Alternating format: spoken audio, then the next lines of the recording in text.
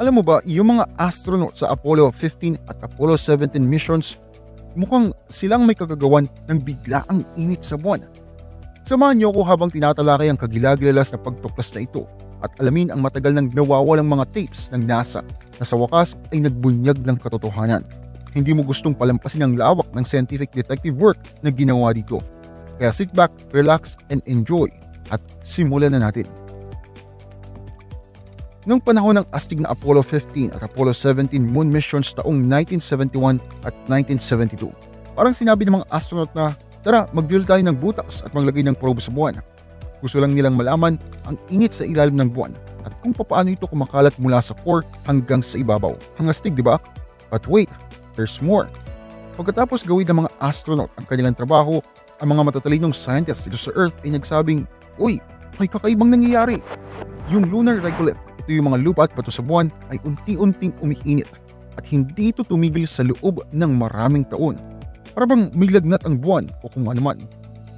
Ngayon, walang makapagpaliwanag kung bakit nangyayari ito. Ilang mga siyentipiko ay naisip na baka ito ay isang natural na bagay. Samantalang iba naman ay nagsasabing, baka may ginawa mga astronaut na nagdulot nito. Alam mo ba na baka nga ang mga astronauts ang dahilan sa pagtaas ng init sa buwan? Well, nahuli sila sa akto. Sa isang pag-aaral na inilathala noong April 25, 2018 sa Journal of Geophysical Research, ang ilang researcher ay nakahanap ng matagal nang nawawalang mga tape ng NASA, mga larawan na kinuha ng mga astronaut mismo, mga imahe ng lunar orbiter at iba pang mga dokumento para suportahan ang kanilang teorya. Napag-alaman nila na ang temperatura ng buwan malapit sa mga probe ay tumaas ng 1 hanggang 2 degrees Celsius o 1.8 hanggang 3.6 degree Fahrenheit dahil ito sa aktibidad ng tao. Kahit sa buwan, ramdam na ramdam ang epekto nating mga tao. Ang ibabaw ng buwan ay natatakpan ng isang patong ng alikabok at bato na tinatawag namang regolith. Kaya ano kayang ginawa ng mga astronaut para mag-init doon? Well, simple lang. Naglakad lang sila at nag-drive ng rover nila na nagpakalat naman ng regolith at gumawa ng mas madilim na kulay. Dahil dito, mas kakaunti ang sinag ng araw na bumabalik sa kalawakan at mas maraming ina-absorb, kaya mas mainit ang pakiramdam. Si Seiichi Nagihara, isang professor sa geophysics sa Texas Tech University at kasama ang kanyang grupo ay kinakailangan gumawa ng malalim na investigasyon para mahanap ang nawawalang mga data tapes mula sa buwan. Ang mga tapes na ito ay mula sa Apollo Heat Flow Experiment na nagpapakita ng pagtaas ng temperatura sa ibabaw ng buwan. Sa kasamaang palad, ang mga datos na inilabas ay mula lamang 1971 hanggang 1974, pero ang eksperimento ay tumagal pa hanggang September 1977. Dahil sa kanyang curiosity, gusto ni Nagihara na malaman kung ang pag-init ba ay tumagal hanggang dulo. Kaso may problema, nawawala ang mga tape na naglalaman ng mahalagang impormasyon. Kaya naman, ang mga science detectives na ito ay naglaan ng mahabang panahon sa pakikipag-usap sa mga individual na kasali sa Apollo program at sa pagsisiyasat sa mga lumang memo at ulat. Grabe ang dedikasyon nila ha. Dahil sa blog post ni Lipuma, nalaman nila na mayroong hiwalay na set ng mga tape na ginawa ng NASA para sa pag-archive. Dahil dito, nakita nilang 440 sa mga tape na puno ng alikabok sa isang lugar na tinatawag namang Washington National Record Center sa Suitland sa Maryland. But wait, there's more. Ang mga tape ay luma na at hindi na maganda ang kalidad. Kaya kinakailangan ng kupunan ni Nagihara na makipagtulungan sa mga kumpanya na eksperto sa pagbabalik ng datos mula sa sinaunang magnetic tapes. Ang pagpoproseso ng data ay isa pang hamon.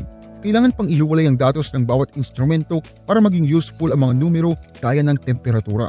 Siyempre, binasa nila ang sandamakmak na mga memo at report at kinailangan pa nilang kumugol ng maraming taon sa trabahong ito. Nagawa nilang pag-isahin ang tape data at mga tala mula sa Lunar and Planetary Institute sa Houston. Ito ay nagbigay daan sa kanila na punan ng mga puwang at maibalik ang pagbabasa ng temperatura mula January hanggang March 1975. At July 1975 hanggang February 1976. At yan ang paraan kung papaanong binuhay ng mga masasipag na scientist detective ang nawawalang datos mula sa buwan.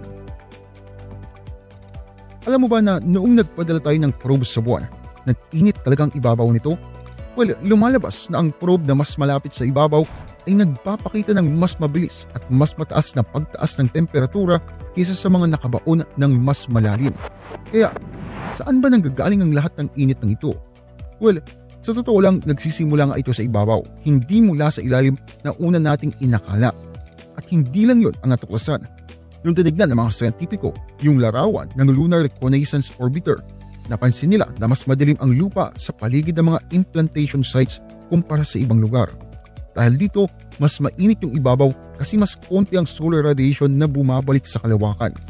At hindi pa dyan natatapos, nakafocus pala sa ilang lugar lang yung mga aktibidad ng mga astronaut, lalo na sa mga bakas ng paa at mga rover nila. Nagdilim yung regolith sa mga parting yon at dahan-dahan kumalat pababa yung init. Pero yung mga parts sa gilid na tinapakan, mas malamig yun at makakabawas sa pagpapakalat ng init pababa. Kaya hindi naman masyadong malalim ang epekto. In conclusion, ang mga probe sa buwan ay nagpapainit sa ibabaw nito at ang mga sumunod na heat flow measurement sa buwan ay dapat isaalang-alang nito. Pero chill lang, hindi naman big deal yun. Alam mo ba yung mga astronaut sa future moon base baka magdulot rin ito ng konting init. Pero again, maliit lang ang pagbabago na ito but still, meron pa rin changes. Meron mga nakuhang tape na naglalaman ng maraming impormasyon mula sa kagamitang iniwan ng mga astronaut ng Apollo sa buwan at madami pa tayong natutunan dito.